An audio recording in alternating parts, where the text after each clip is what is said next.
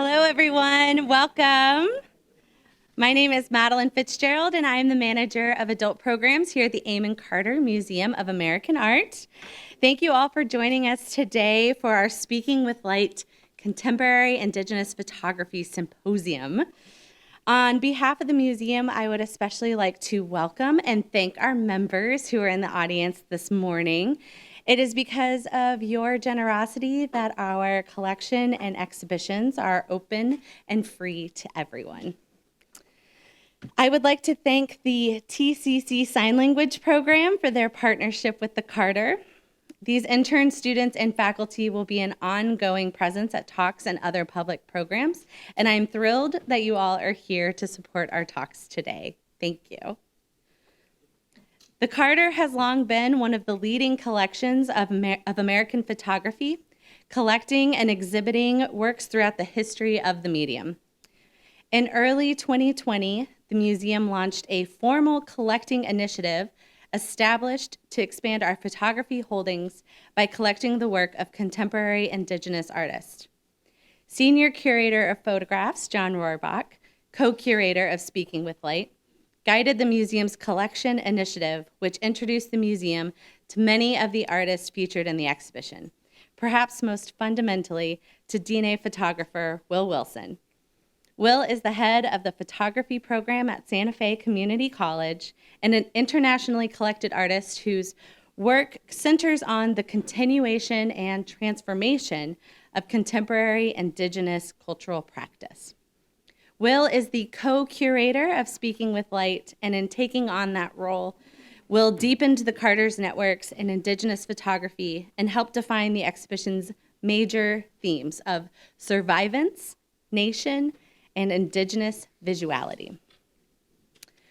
We want to especially thank the exhibition's supporters for helping make Speaking with Light possible: the Henry Luce Foundation, the Texas Commission on the Arts, Deborah and Ken Hamlet, the Curly Wollenberg Family Fund, and Anne and Russell Morton. Speaking with Light is accompanied by a publication from Radius Books, which is authored solely by Indigenous scholars and artists. We are grateful for the support of Native Arts and Cultures Foundation for the publication. The book is available for purchase after each of today's lectures. In the same spirit of growth and learning that was undertaken with the organization of Speaking with Light, the Carter has spent the past year working to develop an institutional land acknowledgement, which is available on the museum's website at cartermuseum.org/about.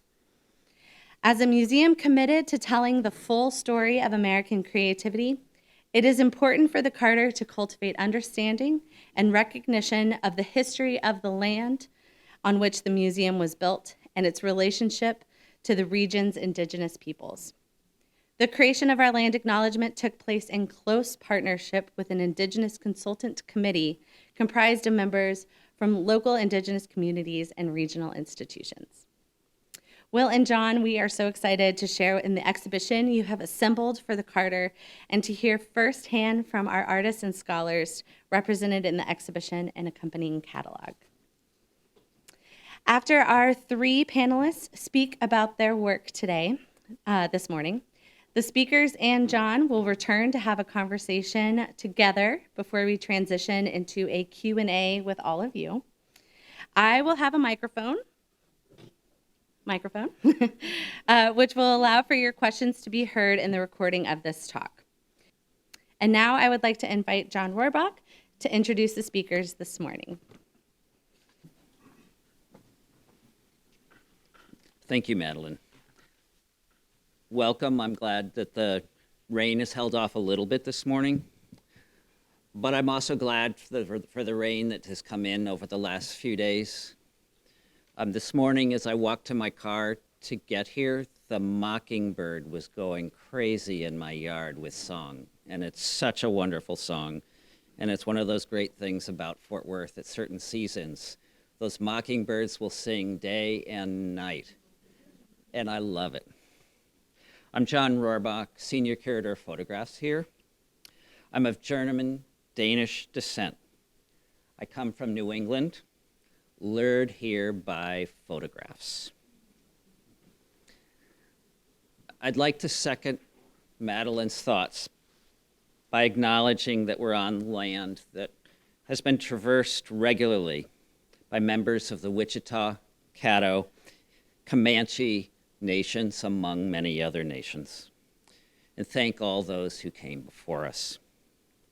We owe a deep responsibility to the land to treat it with respect, as well as a responsibility to engage a diverse audience, including indigenous communities all around us. I thank my co-curator, Will Wilson. I know you're in there somewhere. It's sort of dark up here. For his deep support. He's a citizen of the Navajo or Diné Nation, and he gave key advice about shaping the show, and its accompanied book published by Radius Books. I thank the panelists for coming and giving their support and sharing their thoughts today. And I thank the project artists for sharing their work with us, not only with the museum, but all of you in the audience in our broader community. The museum has generously supported not only our assembly of this project, but provided funding support for our acquisition over recent years of much of the work that you see upstairs. I'm also deeply grateful to the museum staff for their professional and committed logistical support to make this exhibition happen, including Registrar Allison Nix, designer Tim Smith, Interpretation Manager Andrea Severin, Public Programs Manager Madeline Fitzgerald, and most of all, our very dedicated prep staff who did the installation itself. This is not an end. It's but one step in the museum's engagement with indigenous communities that have lived across what today is called the United States for thousands of years. What I'm going to do now is introduce the three panelists for this morning, one after the other, so that I don't have to come back up and back and forth for each panelist. They've come here to introduce you to their art, to their concerns, and then we'll all get together for a brief conversation that will evolve into taking audience questions. We'll try not to go long. I think that Madeline will keep us in line to get out by noon, to get our box lunches, and then I invite you all to come back at 1 o'clock, where Will Wilson will be joined by three other artists in the show to speak about issues involving their work. Tom Jones is a citizen of the Ho-Chunk Nation, an artist, curator, professor of photography at the University of Wisconsin-Madison. He brings to those practices his BFA in painting from the University of Wisconsin-Madison and an MFA degree in photography and Master of Arts in Museum Studies, both from Columbia College in Chicago, Illinois. For 25 years now, Jones has been commenting on issues of identity and cultural appropriation, both through his own work and through his historical investigations. In 2011, he co-authored the book People of the Big Voice, Photographs of Ho-Chunk Families by Charles von Schaik, 1879 to 1943. And in 2016, he was co-author of a major exhibition on the Kiowa photographer Horace Pulow, shown at the National Museum of American Indian and other institutions around the country. And he was also a contributing author to that accompanying book. In his own artwork, he's produced more than 16 series of photographs. And I'm pleased to hear that he continues to work on an ongoing photographic essay on the contemporary life of his own Ho-Chunk Nation. He's also, if that wasn't enough, currently working on a book on Ho-Chunk baskets. His artwork can be found in numerous private and public collections, most notably the National Museum of the American Indian, Sprint Corporation, the Nerman Museum of Contemporary Art, the Minneapolis Institute of Art, the Museum of Contemporary Native Arts, Polaroid Corporation, and the Museum of Contemporary Photography and Microsoft. He just had a career retrospective of his art presented by the Museum of Wisconsin Art, assembled by Graham Reed, titled Here We Stand. In speaking of light, with light, we include 6 of his works. A piece called Chippewa from 2006 from his series Native Commodity. 4 memorial portraits taken between 2006 and 2015 from his series Ho-Chunk Veterans. And a portrait entitled Peyton Grace Rapp, done in 2017 from the series Strong, Unrelenting Spirits. Paul Chatt Smith is a Comanche author, essayist, and who, since 2001, has been curator at the Smithsonian's National Museum of the American Indian. I first encountered his engaging writing when I read his early contributions to Lucy Lepard's Partial Recall, published in 1993, and Aperture Strong Hearts, Native American Voices and Visions, published in 1995. His exhibitions include Americans, James Luna's Mendacio, Fritz Scholder, Indian, Not Indian, and Brian Jungen, Strange Comfort. He's author, with Brian Warrior, of Like a Hurricane, the Indian Movement from Alcatraz to the Wounded Knee, published in 1997.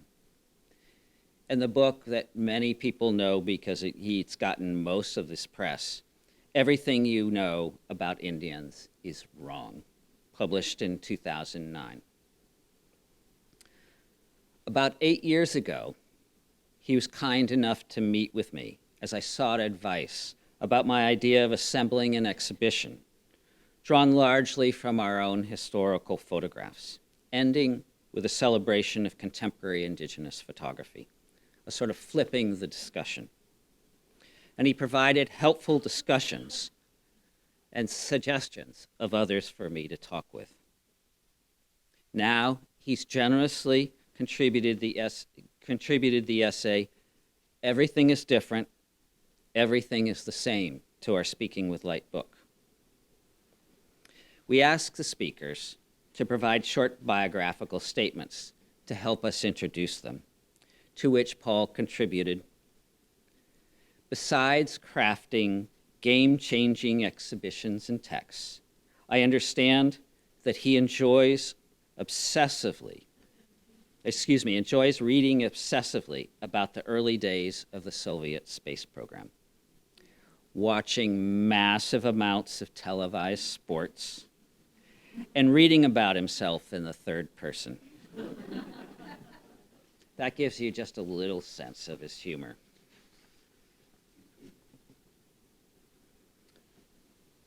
Hulia Sinigine was born of the Bear Clan of the Tuskegee Nation, born of the Sinigine clan of the Diné Nation. She's been adopted by the Eagle House of the Metlakatla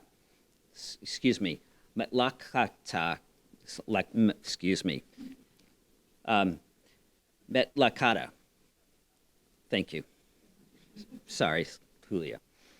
And into the killer whale fin house of the Kwetwan.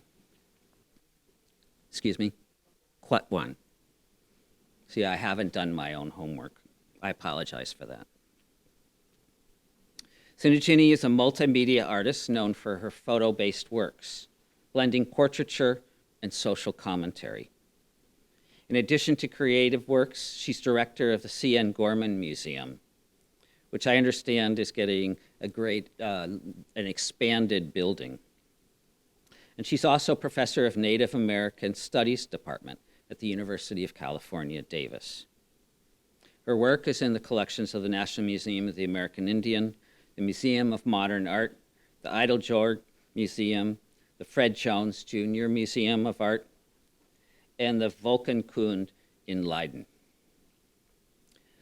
I've been impressed with her active commitment to building bridges between Indigenous artists all over the world. And if you want to get a sense of that activity, look at her books, Our People, Our Land, International Indigenous Photographers, published in 2006, and Visual Currencies, published in 2009. I also reached out to her for advice in the early stages of this project. She too helpfully reminded me that this project focus should be on the dynamic work being produced by so many Indigenous artists today. When asked to provide a short biographical introduction to this event, she included this quote: "Creative and intellectual exchange enhances relationships amongst our nations and allies. Cultural exchange strengthens and supports the continuous notion of our identities, the enduring motion of knowledge." She's generously facilitated our Speaking with Light project with inclusion of 2 works: photographic memoirs of an Aboriginal savant living on occupied land, which she put together in 1994 and is owned by the Hood Museum, who very generously lent that work to us, and Grandma from 2003 from the series Portraits Against Amnesia. So I'm going to step down and invite Tom Jones to come up and join us, and they're each going to give short presentations, and then we'll come together on the stage and talk a little bit. Tom?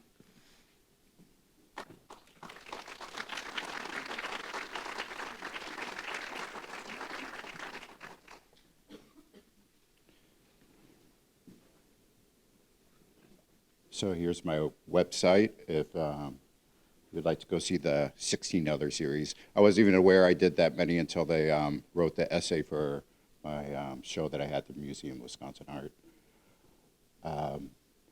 I'd like to thank you all for coming, and of course thank John and Will for inviting me to come speak today. I'd like to give a little bit of background for our tribe. We are originally from Wisconsin. Our origin story says that we come from the Red Banks, which is just north of Green Bay. And we were removed over 7 times by the U.S. government. My great-grandfather was actually at a feast or medicine lodge that was going on at that time when they took them and threw them on boxcars and moved them out west. And so they removed us to like 4 different places. Different reservations. They finally ended up in Nebraska, but the Ho-Chunk in Wisconsin are the ones that just kept coming back. And I had asked my grandfather, I said, why did they keep coming back? And he said, you know, God placed us here in order to take care of this land. And also our people, of course, have things where they take care of their deceased for 4 years after that. And so they came back to take care of their, deceased family members. And so that kind of gets into this body of work.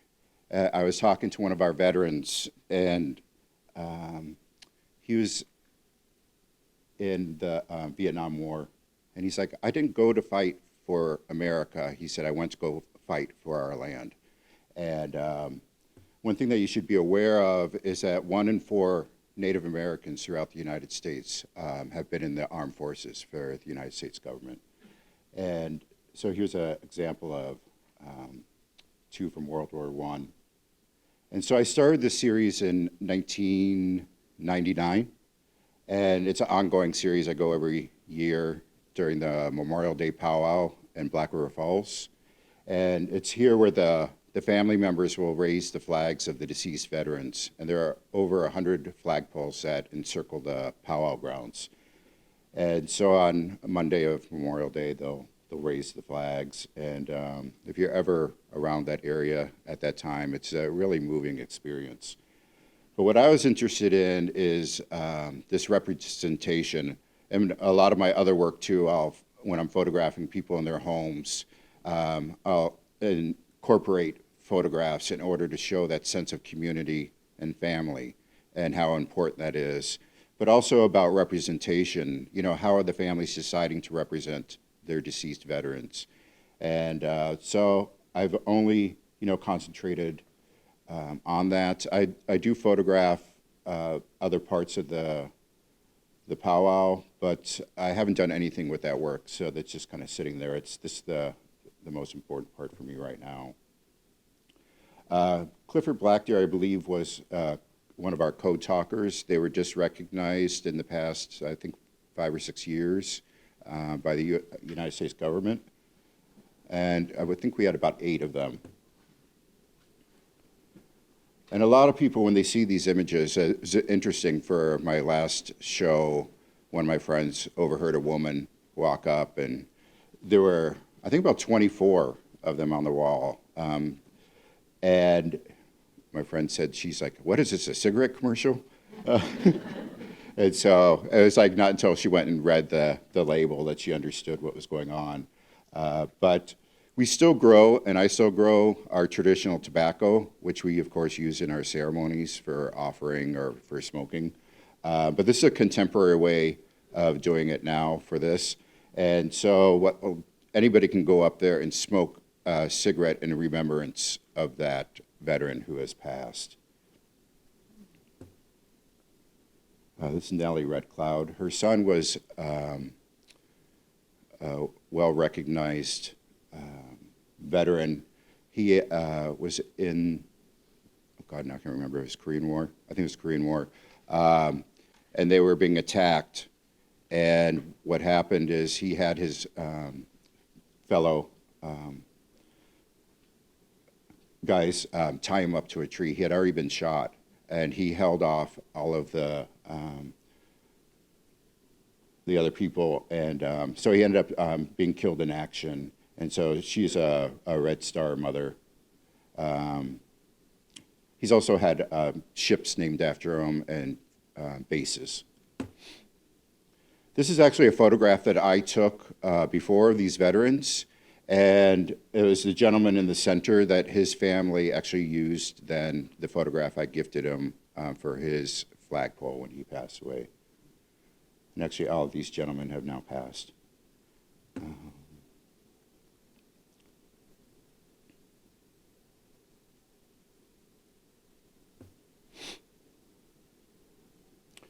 So I hope to do a book of this within the next couple of years. I've taken about 200 of these photographs. And these people, well, their families will bring these flags every year.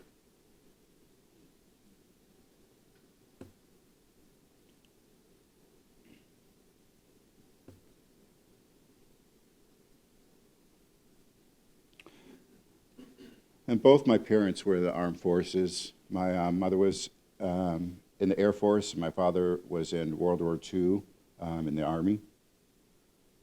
So I also want to honor them in doing this project.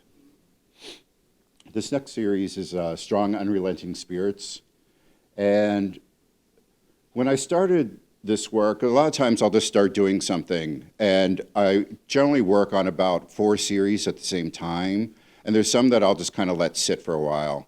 And this was one where I'd started and I was beating actually the mat of the photograph, and I didn't know what I was going to put in those photographs, but there was an earlier series I did called Dear America, where I was also beating directly on, and I kind of completely forgot about it, and I decided to then switch over to photographing on the photograph itself. So what I do is I attach it to a 1-ply mat board, and then I'm sewing directly through that. My inspiration for it actually came when I was little. My mother went to go see a Sioux medicine man. His name was Robert Steed over in Rosebud, to get some healing. And so I was, again, I think about 8 years old.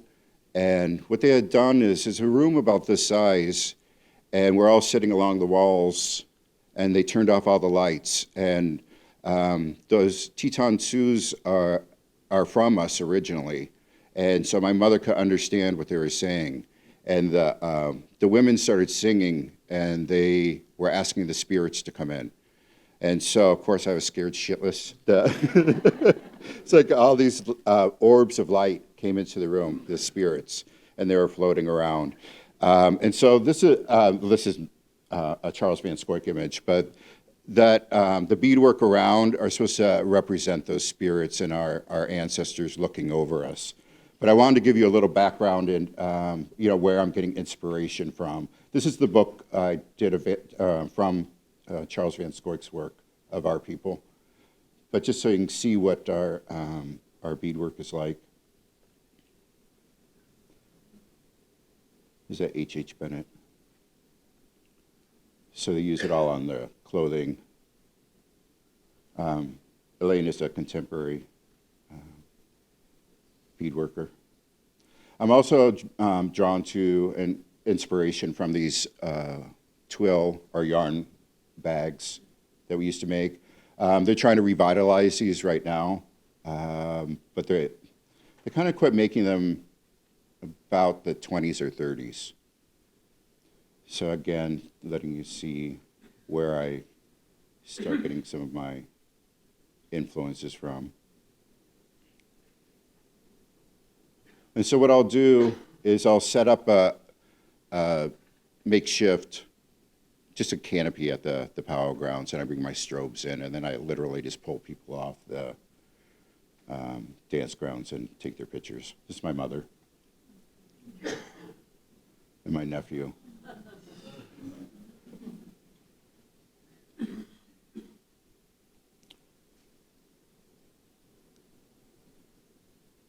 So those other ones were about 20 by 25, which is up in the show. These are 40 by 50 inches. This flag's actually from the Civil War.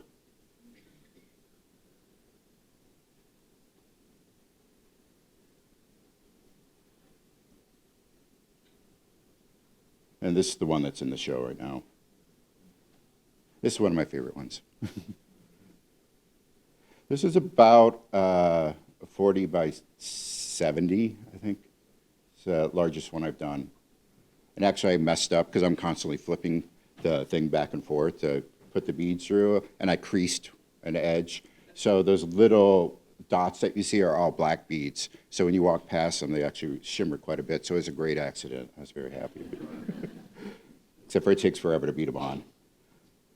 This one's actually, I got second place at the National Portrait Gallery show, and this is up until, I think, February, and then it's going to be traveling around to 3 different institutions.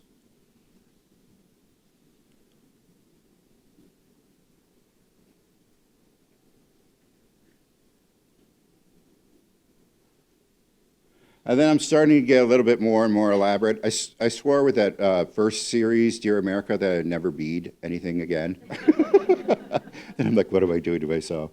But, these will take, up to 130 hours, some of them. And this is my latest one. I just shot this with an iPhone, so it's not the best. Whoops. I just wanted to give you a little angle shot so you can see. I also put the black beads on this one. And then this is the newest one that I'm working on right now. I was commissioned by the Milwaukee Art Museum to do a piece. And somehow this popped in my folder, and she's like, I want that one. And I was like, well, it's not done yet. But that is my work there. And we'll have Paul come up now.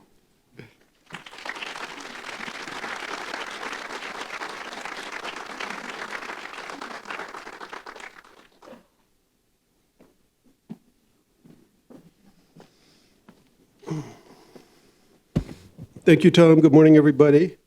My name is Paul Chott Smith. I'm a half-breed Comanche from Washington, D.C.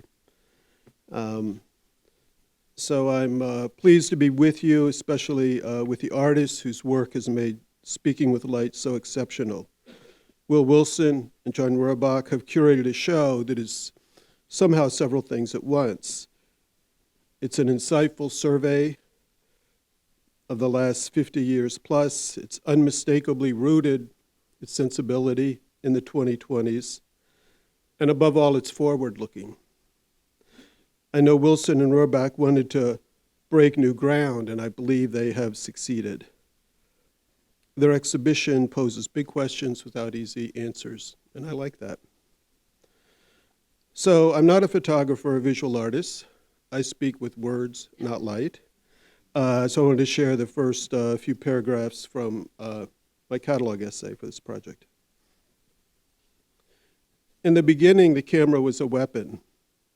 And what a weapon. The camera arrived during the 19th century with electricity and advertising and science and trains.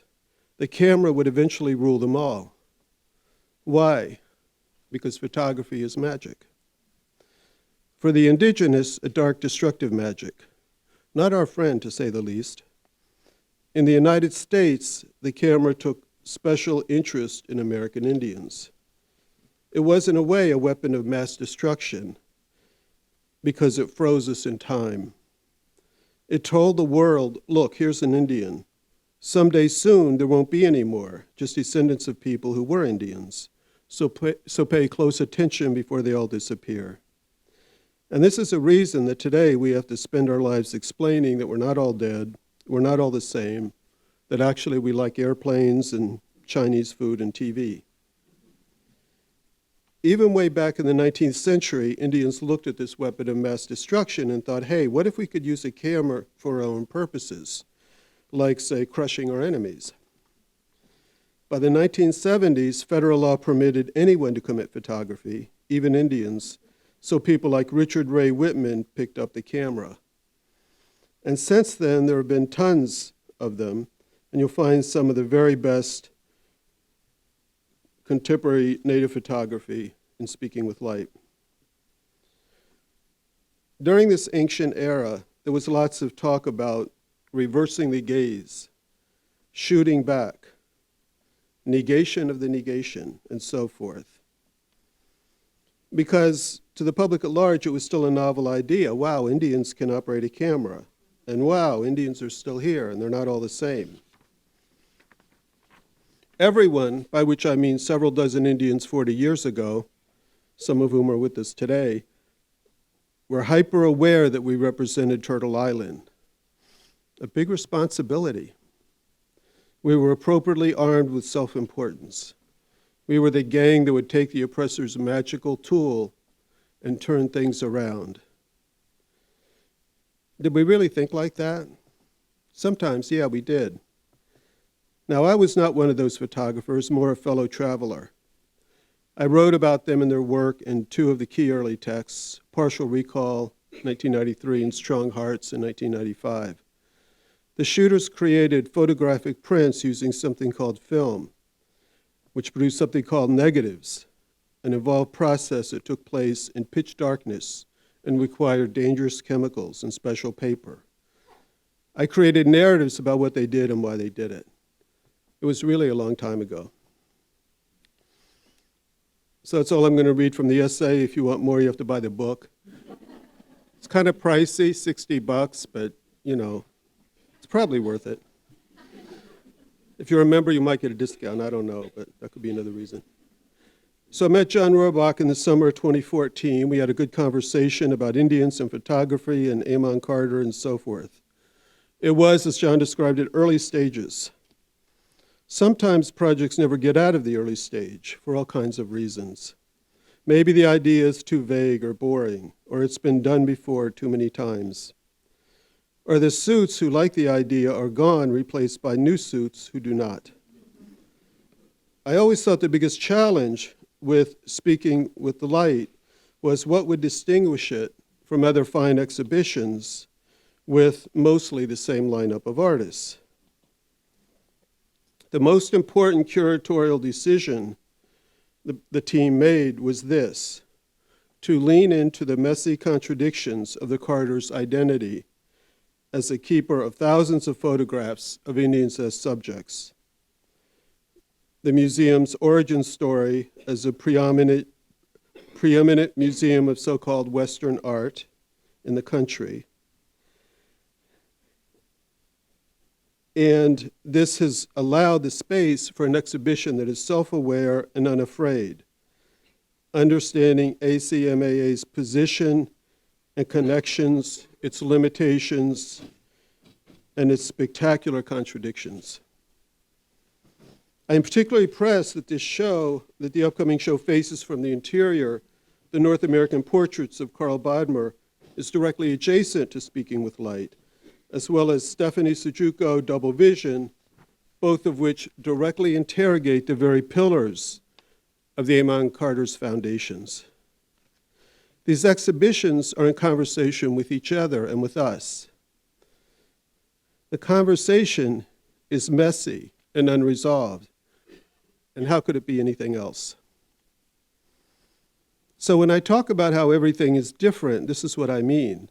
For a long time, for decades, only a handful of museums in the United States would even consider something like contemporary native art or photography. Sure, it was fine as craft, tourist art, ethnography. But as legit great art, not so much. Now, pretty much every big museum in the US with significant American Indian collections is rethinking, well, everything. Ideas once considered kind of avant-garde, like what my institution, the NMAI, pioneered, that before you do a major show on an Indian tribe, maybe involve some Indians from that tribe. These are now mainstream ideas.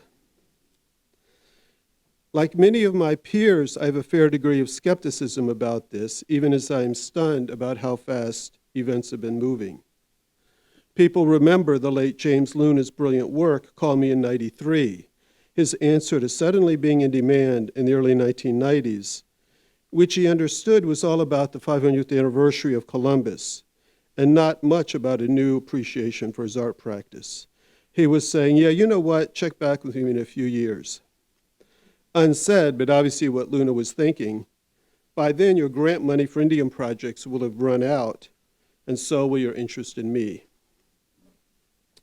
So the reason people today are name-checking Call Me in '93 is because we're all on guard, that maybe what is happening now is a repeat of 30 years ago. We are right to be suspicious, but I can report this is no passing fad. This is no false positive. Too many museums are doing the same thing, rethinking permanent collections, acquiring contemporary native art, some of them by the boxcar, hiring Indian curators, acknowledging the land their museums occupy with awkward proclamations. Simply too much is happening for things to ever go back to how they were. All this winning, we're not used to winning. And we need to recognize this wasn't something handed to us, but it came about because Native artists fought for decades for recognition and respect. It was not something handed to us. It's an opportunity. Now, large segments of the American public are actually quite interested and informed about Native American life and politics and art. For a long time, what the Eastern elites, and I'm one for sure, call legacy media, the major news networks, the New York Times, the Washington Post, would cover Indian country as a sideshow, often a feature about how horrible life is on Western reservations. That's changed dramatically. There's vastly more coverage than before, much of it deep and consistent. We see it where I work at the National Museum of the American Indian in Washington, people who come in today with a lot more knowledge and are thirsty for even more. This is radical because Native photographers and visual artists have rarely been allowed to function as most artists do, as people who can talk about their work and vision as process. We always have to explain. We've had to explain so much and answer so many stupid questions. And I know it's popular now in the museum industry to say there are no stupid questions. Trust me, there are stupid questions. How many Indians are there in the United States? How many tribes? Are Indians allowed to leave reservations? What is a reservation? Do you guys get free everything? My kid wore a headdress at Coachella. What should I do? The people asking these questions are sometimes stupid, but usually they're not. They just don't know what to ask. And suddenly you're not a suburban Comanche cultural critic or a Diné fine art photographer, but the Indian who speaks for all Indians, whose knowledge of culture and history is apparently endless. It's an awful setup and results in dumb and boring and awkward conversations. A scholar named Twyla Baker invented a special term for this, translation exhaustion. The idea that a marginalized person or group engaging with the larger population on a given subject or topic related to bias must first set the stage in terms of historical context all the way to the current state of affairs before even addressing the topic they came to talk about. And this is all because of the lack of education and background the listener has. So you're starting over and over and over. You end up so exhausted you forget the conversation you wanted to have. So I propose that all this winning means we can stop doing the translation thing. Just stop. We finally created audiences that are ready for us, who can meet us where we are instead of the reverse. I mean, right now, on this planet, in this timeline, Rutherford Falls and Reservation Dogs exist. Both critically acclaimed, both renewed for a second season, Reservation Dogs for a third. And of course, we'll hear from one of the Res Dogs writers this afternoon, Ryan Redcorn. Though I had nothing to do with any of those shows, the creative Indian scene is pretty tight. And it's incredibly gratifying that Sierra Ornelas, my colleague from NMAI, is a showrunner for Rutherford Falls, or that the very first show I ever curated was the photographs of Richard Ray Whitman, or to see Sterling Harjo finally find success after decades of hard work. Gratifying, it's freaking incredible. There's a bit of regret. The 1491s are no longer this secret hipster band that only some of us know about. They belong to the world now, but it's an acceptable price to pay. As someone who's been writing since the 1980s about visual artists, photographers, filmmakers, and writers determined to do something about the absence of Indian lives in American popular culture, this is all a dream come true and an inflection point. Social change moves in fits and starts, and who can say if Indian-centered television shows that are this accessible and this brilliant will become routine? But I'm certain it means they will no longer be novelties. We are finally at a place where American Indian photographers no longer have to carry the impossible weight of representing American Indian history and culture in contemporary life. It's worth reminding ourselves of thinking about how absurd it would be to ask white American artists to speak for all white Americans, or a single Texan artist to speak for Texas. So remember how I also said everything is the same? Well, that's true too, because life, it's complicated. People are still going to ask about dream catchers and so forth, but that's okay. We can politely move on to those with more interesting questions. If we abandon the lousy job of being cultural ambassadors, we have more time to create work that matters. It's a new chapter, people. Let's make it amazing. Thank you for listening.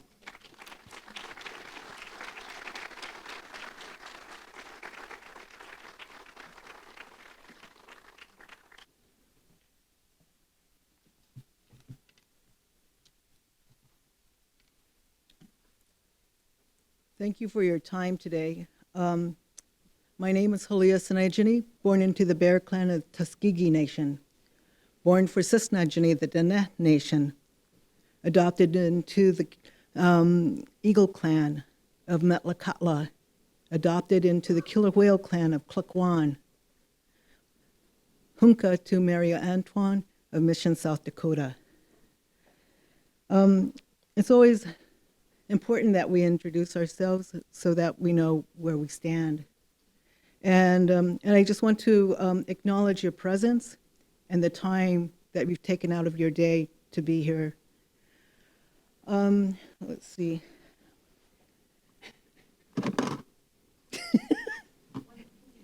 One more. There, okay. So I thought I'd make a list. one of the things that John had said, well, you can talk about what inspires your creation, your creativity. And so I thought, well, I'll make a list. And for me, it's tribal history, family history, political understanding of historical events and laws affecting indigenous people, in turn influencing creative visual paradigm shifts, incorporating indigenous methodologies, international indigenous dialogues of colonial without colonial intrusion, indigenous and non-indigenous artists, and of course, love.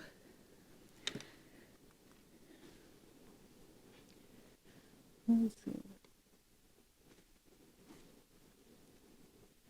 So, I have a rich background in visuality, Native American visuality.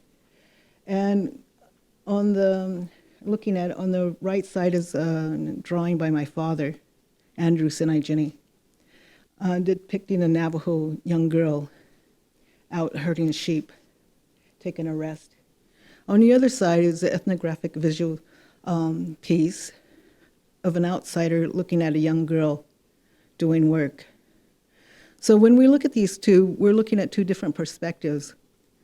One of an outsider who is mining imagery in order to commodify or to also to make their case for bringing what they brought.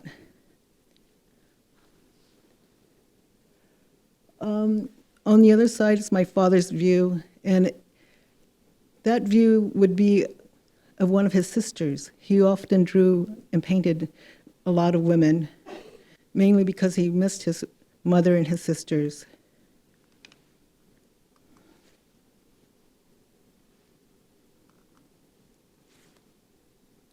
Right. Okay.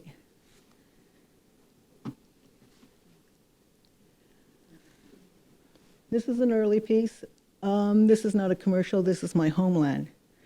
I was raised on the Navajo reservation. My father's Navajo, my mother's Seminole. And we would always see the tourists come onto the reservation taking pictures. And what that brought to mind to me is that, and especially the commercials, you know, there was a period where they were putting cars on top of the mittens, the marble commercials. And you know, they still utilize Monument Valley for a lot of commercials. And again, it's sort of that ethnographic kind of mining.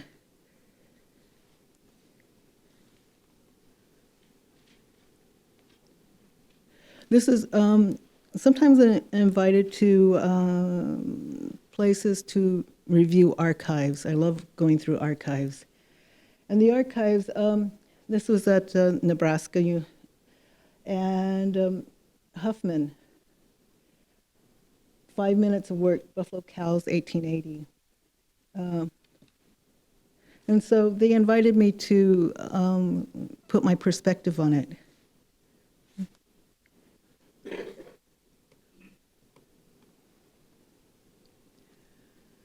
So my perspective on this was, and this quote is taken from Indigenous Methodologies, Linda T. Smith, written in 2000. The idea that the story of history can be told in one coherent narrative. And here we have the horse being witness to the slaughter of the buffalo. Excuse me, I did not sign up for this. When we have witnesses, the other side fails to realize the witnesses that were all present. The rocks, the wind, the sun, all the things that are considered non-human and not so-called able to witness.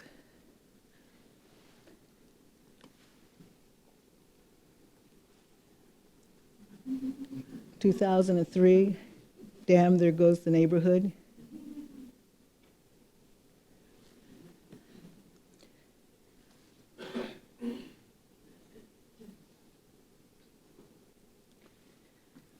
So it was really pleasant to see Andrew Smith here. And back in the day, Andrew gave me a bunch of photographs.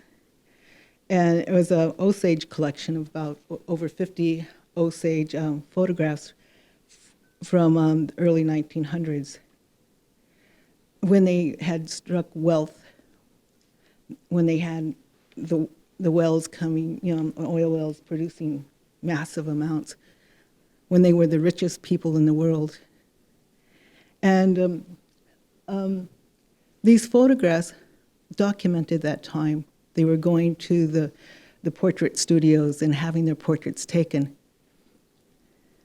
And Andrew sent this body of images to me, beautiful images, and I scanned them, and then I took them back to the tribe. And I repatriated them. And Martha Redcorn, who was the curator back then, was very appreciative. She said, how much do you want for them? And I said, I'm bringing them home. And so that little collection, they named it the Sinai Collection. They should have Andrew's name on it too. But from those scans, I also gave my perspective. Because as we know, when there's incredible wealth, there can be incredible evil at the same time. And this little one, of course, baby, how much land do you have? Yeah, right, next you'll be asking about my mineral rights.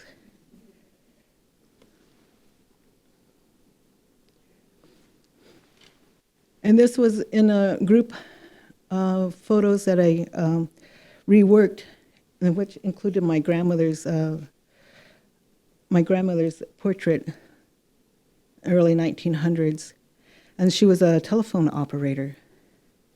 Now, one of the things I really appreciated from Tom's talk was he spoke Robert Steed's name. Robert Steed was a very strong medicine man, and he was talking about the orbs of light within the ceremonies. And that's exactly what these are. These are orbs of light of the past, the present, and the future, spirits. It's all surrounding my grandmother. And the other thing about this image, and the last image, is it gives you an idea about Native people and modernity, which is always seems to be lacked in some people's visual library. And so sometimes people look at it as amusement, which it is not. It is Native people living. So that also brings me back again to Robert Steed. And Robert Steed, he would travel from South Dakota to Oakland and do ceremonies at the Intertribal Friendship House. And that's how I got to know him.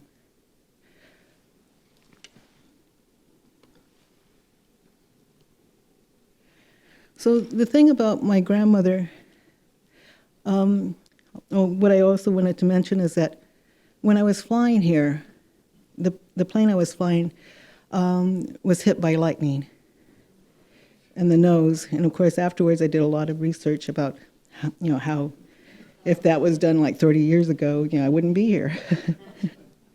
But in the Navajo way, I would have a ceremony because lightning is so strong. It's from another world. It's from somewhere else. So I know Will is going to offer that up. But I'll save him because I'll claim my mother's side, which is Seminole, and which lightning is empowering. Sometimes it's good to be multi-tribal. But I also bring that up because I identify maternally, even though I am enrolled in Navajo Nation. It was a 1950s argument between my mother and father. So we know how that went.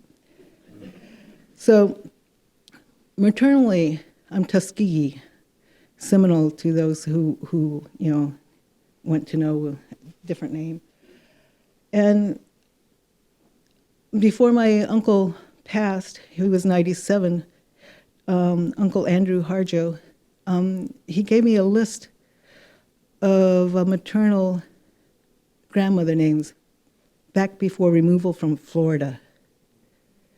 I can recite those names. I know where I come from. I know who my father's people are. I know where they come from. Now, that brings me to this photo, early days. And this is in San Francisco, and I documented statue removal, and then also the rephotographing of San Francisco community on the pedestal.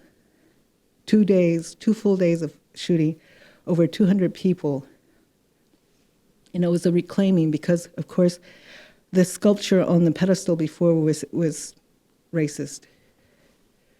Here we have a group of women who are very strong in the Bay Area community. In the middle in the red is Sasheen Littlefeather, who recently passed, a very dear friend.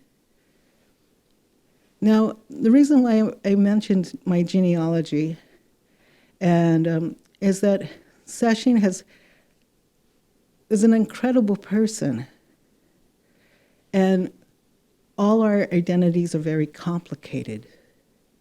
It's not all in black and white. It's not all, due to the policies against us, it's very complicated. Due to children being stolen, it's very complicated. I could go on and on. Sasheen isn't able to recite the grandmother's names, but she knows who she is. But we also have people in the community who like to tear down other people. And they have declared themselves the blood quantum police. If you don't have a paper, then you're not. They are enabled by a colonial government with policies that are so outdated. We think of how we are not able to create new communities. We are not able to create new tribes.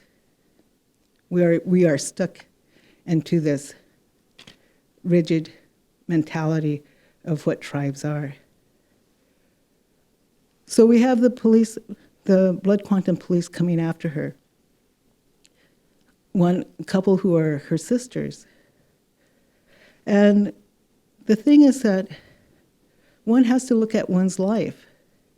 And Sasheen, she worked in the Native American community, but what she is known for is refusing the Oscar for Marlon Brando at a critical time. And that was when Wounded Knee was being occupied, and the federal government was about to take out the AIM people at Wounded Knee. In her short 1-minute refusal, she mentioned that, and it brought a spotlight and saved those warriors. In that 1 minute, she mentioned the visual tropes, the visual racist tropes within Hollywood. In that 1 minute, she changed a lot of things. And after that, she went on to work in the Native community in the Bay Area and the health services. So the blood quantum police may come after her, but our new community in the Bay Area, we know who she is. And we will forever say her name with love.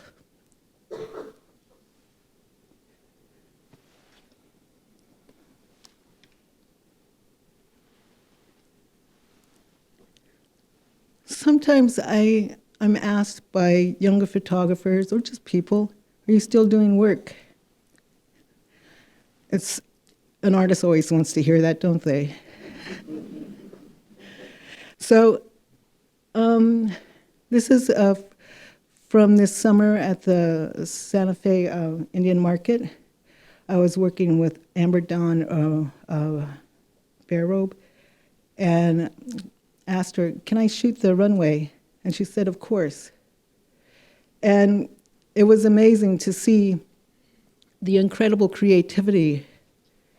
And again, this is a testament to our movement and our modernity, and that we just don't do one thing. And photography is so full of you can take so many images. One could probably never fully appreciate one's archives.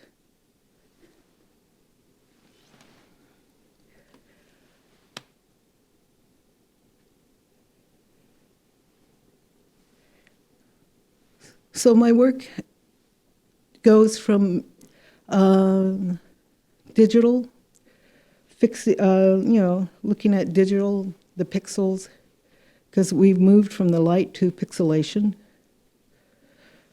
to documenting the community. And what I strive most for is for a visual dialogue that is a continuation rather than focusing on victimization. Thank you.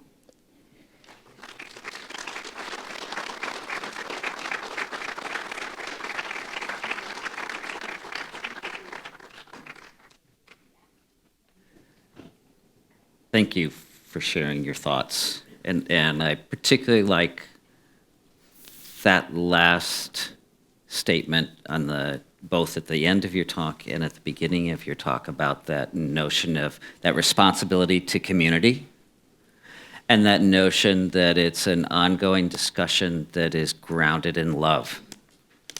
Because I think we all, in particularly this day and age, where there's so much aggressive opinionating, that we have to realize that there's other conversations going on, and we have to latch on to those other conversations. And it brings me, I'm going to just start this by asking you each a question that came to me out of looking at your work, reading a little bit about your discussions of your work.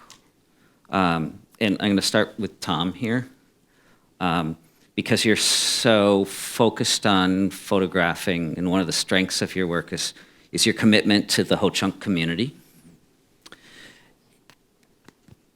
And I'm wondering, at what level are you also speaking beyond the Ho-Chunk community? As an artist, you're speaking to the broad community, but your main audience is the Ho-Chunk community. But how much of it is also the rest of us at other parts of the country, a place like the Amon Carter Museum and so on? Yeah, it was interesting when I was in grad school. They, of course, always ask you, who is your audience? And I told them, well, first and foremost, it's my tribe. And they're like, well, then why should we look at it? And so I kind of had to deal with that all during my time. So actually, the work that I was doing that whole time of the tribe, I didn't even show for my thesis. I did some digital work, the Dear America work, because I was like, okay, they can get this. And it's kind of like you're spanking white people, and like they like that for some reason. So that's the work that I put up. But I think it's really important. We're not represented in mainstream media.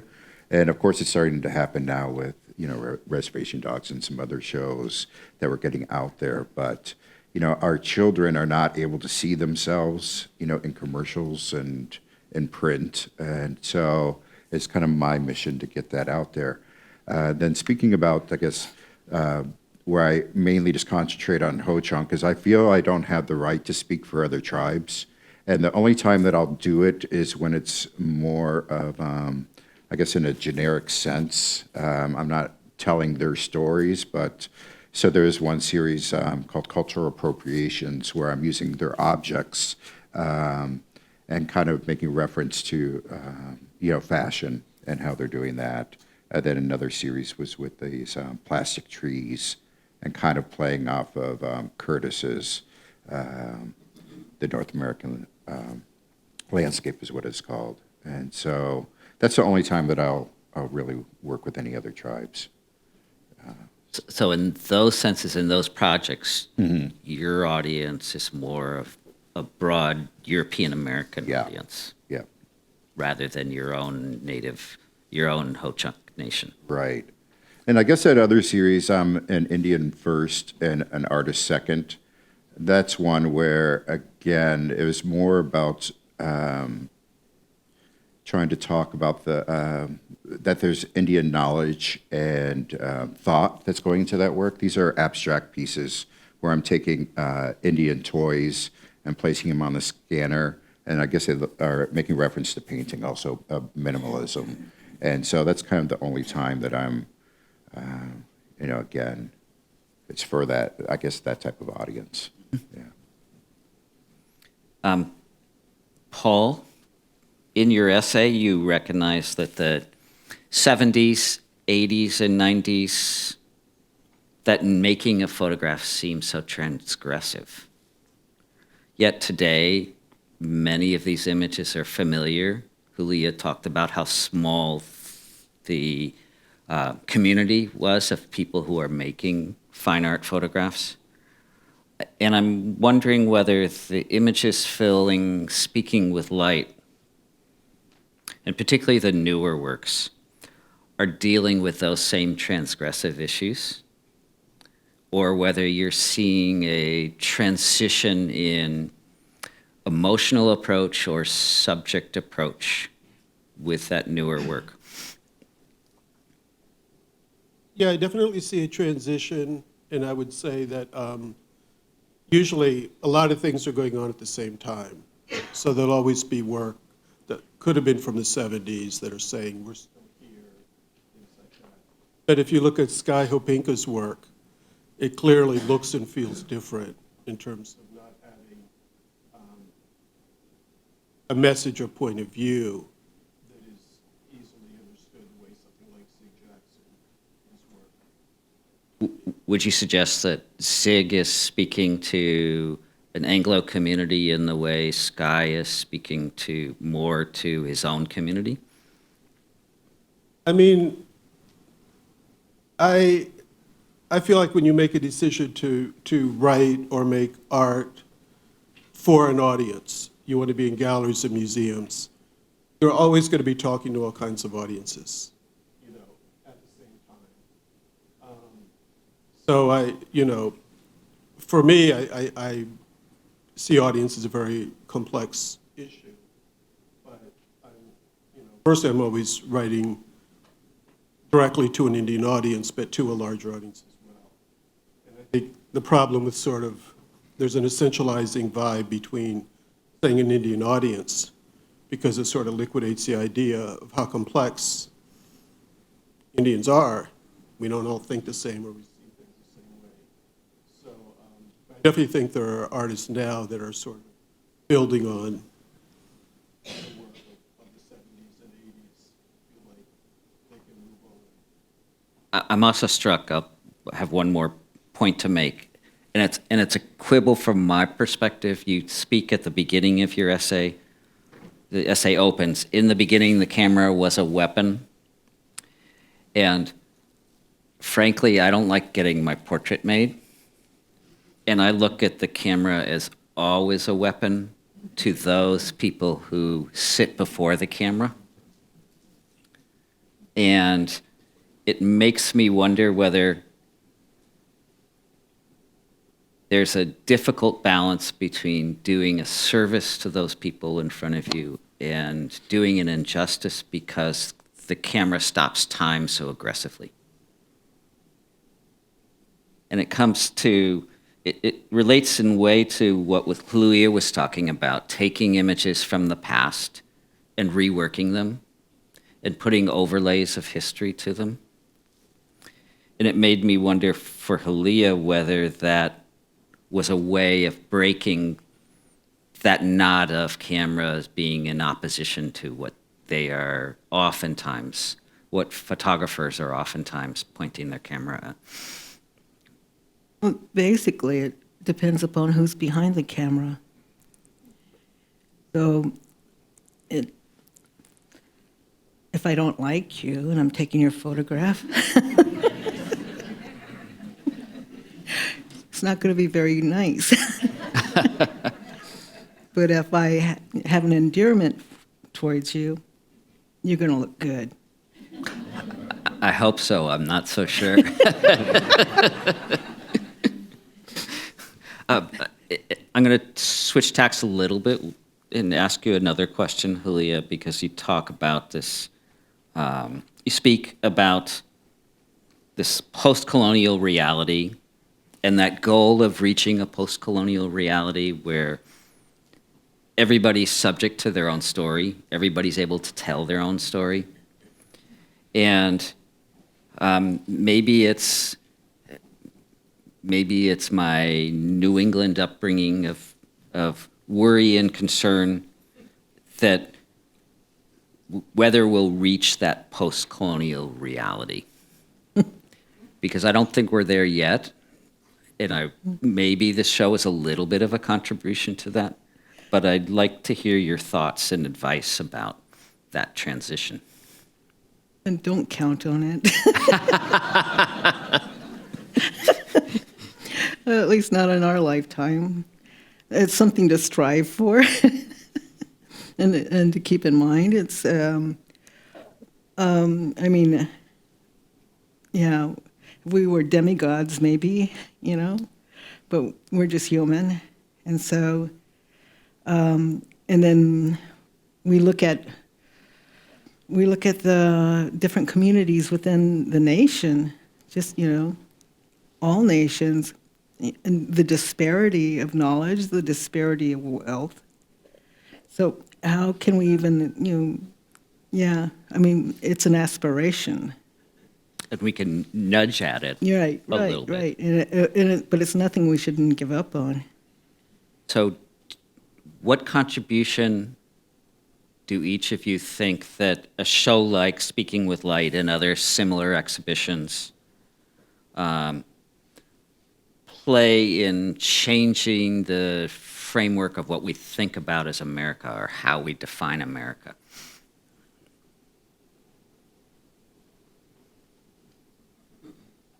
Oh, I brought silence. Well, I guess as a professor and an academic, for me, I am still falling into those, I guess, tropes of, you know, always showing the guys, you know, that first came, the white photographers. And so it's just like over the past, you know, 15, 20 years, I'm trying to diversify it more and more. And it's, you know, opening up those eyes to the students. But of course, the things that I was taught about photography were those guys. So, this act that you're doing right now, you know, is just going to, you know, broaden, you know, the discussion, I think, more. And I, you know, really appreciate it. I think you're too easy on us. Because I think until we also engage with those historical photographs, and that's part of what I find so beautiful about Julia's sort of overlays, some obviously funny to the point of a quick joke, others are much more serious. Until we deal with those works, I'm not sure how much or how quickly we're changing that notion, because we're dealing with the moment as opposed to that full history that led to that moment. So you just need to purchase more work. I'd love to be able to do that. All of you out there, Will, open your pockets. any No, support I can get. I mean, that's one thing that I, you know, told, there are curators out there that are trying to get Native art out to the masses. So Changing Hands was one of those. And I was speaking with the curator, and I said, it's fine that you're doing this, but until you actually get our work into institutions, you know, it's not going to change.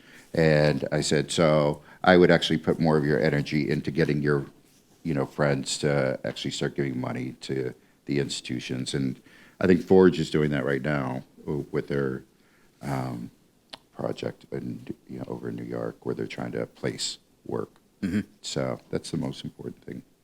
it's helpful in the long run, if we think in terms of hundreds of years. Why is it that photography is that sort of dynamic medium of the moment within the indigenous communities?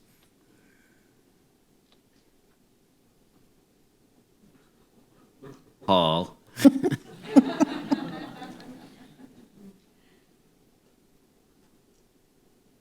I don't know, I guess because the images of the old guys, right, so embedded in our consciousness that using photographs to address them is like the most direct way, rather than painting or sculpture or something else. So I think there's a particular role that it plays to kind of rewrite that area. Also, it's just really strong. I mean, if you look at native visual expression since the 80s, I just would argue photography stands out as one of the stronger areas during that time. Is it because of the realism of photography, the immediacy of photography?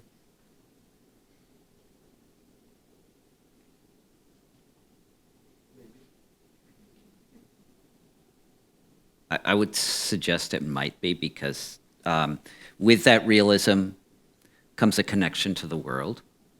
And with that connection to the world, you get a point in time that's fairly specific in many cases. And when you hit that point in time, you open up possibilities for a tale or a narrative. There's a reason that we chose the title Speaking with Light for this show, because we had a sense of that notion of each of these photographs having a story to tell. They're part of a major tradition among indigenous communities of building their culture and building the traditions of their cultures out of storytelling. And it seems to me, here I am just talking away, it seems to me that perhaps photography has that link to storytelling in a vivid way. Maybe that's perhaps why, for me at least, being a photo curator, of course, it has that resonance and that sort of vibrancy of the moment. Is it also because of the MFA programs that started up all over in the 70s?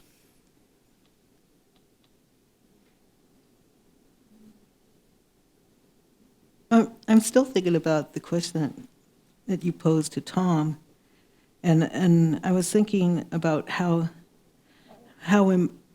if communities and how they can empower themselves by taking a photograph of an ancestor, of a loved one, and embellishing it, or taking a photograph of something you dislike and doing what you would to it, and having that freedom to be able to change that visuality. I'm working with Pam Gonzalez, Wintun Elder, and Davis, and I bought these huge California flags on board, and gave it to her and said, change it, make it Wintun. And she started getting some of the old policies, the treaties, and putting it on there, and putting different things on there. I think it's not so much going to the universities, because again, it's a privileged few that go there, but we need to start with our communities in order for them to realize you can take a pen and change that photograph. One of the striking things, one of the things that I learned as in putting together this exhibition with Will, and it crept up on me, is the forcefulness that comes when photographs are combined with sound. And in there's a range of works, not only video, but a range of works in the show where these photographs tell one story just with the image, and that story gets amplified with sound. So that's another way of building out from that original image in a provocative way. And I don't know where things are going, but it seems to me that both of those, writing on photographs, recombining photographs, applying sound, perhaps smell to photographs, are other pathways to reconstructing a more meaningful story. Well, one of the things is that when we held our visual sovereignty conference at UC Davis, Kim Il-won gave a talk, and Kim Il-won, one of his pieces are in this show. He started by saying, Native people are like dolphins in the digital world, and it's like we've been given back that ability to communicate without being punished. And then that's the way that we used to move around in trades, on the oceans, and within each other's tribes, before having templates of how we were supposed to behave put upon us.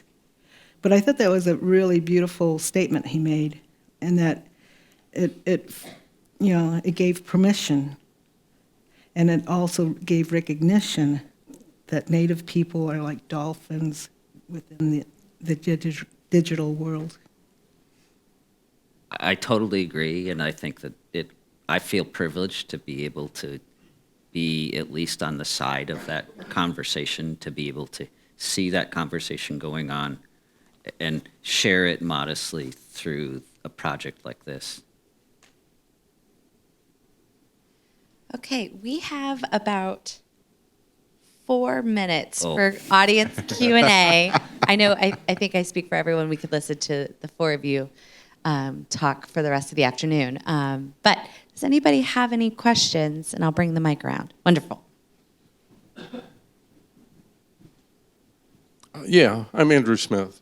So I have a question, kind of something I was thinking about when you were talking about the historical photographs, in a way of nudging you on this.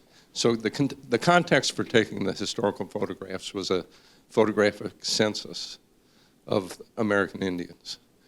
And it was done under the idea of phrenology, and they were presented with descriptions, generally written by William Henry Jackson. And yet, as I've explored those over the years, there's extensive biographical information about the subjects of the photography. And the presentation here puts them in an ahistorical context. And I feel the nudging could be presenting them as the individuals and as the tribesmen that they were. Oftentimes they're famous orators in their tribes and other things like that. And I feel, so I don't know if you want to respond to that at this point. I'll respond in a number of ways. One is, in some ways you're right. We have a tremendous amount of research to do. We're at only the start of a long path ahead of us. But if you look at those texts, and we have them on the backs of those photographs in the prologue section of the show, some of them have them, some don't, but those that have them have names, but oftentimes not a lot of more information. And so that we need to go back to those communities for help, and we need to share our knowledge and share those images with those communities. But those texts that William Henry Jackson wrote on the backs of those photographs often are less helpful and less inclusive, less extensive than we would like. In terms of a show, one has to choose what to speak about. You don't want to overwhelm images with text. And what we decided to focus on was that state-to-state negotiation, leader to leader, about treaties and about shifts and pushes of communities from one place to another. Tom talked about just briefly about the Ho-Chunk community being pushed out of its homelands and eventually in very small islands coming back to some of those places. And that's where we wanted to keep our focus for that small section. And that section of the exhibition is merely a prologue. It's merely an entry point to walk through the frame to what is the heart of the exhibition. Are there other questions? We are going to have to call this so that we could stay on our very tight schedule today. I apologize, but thank you all for joining us this morning. Yes, thank you. Thank you.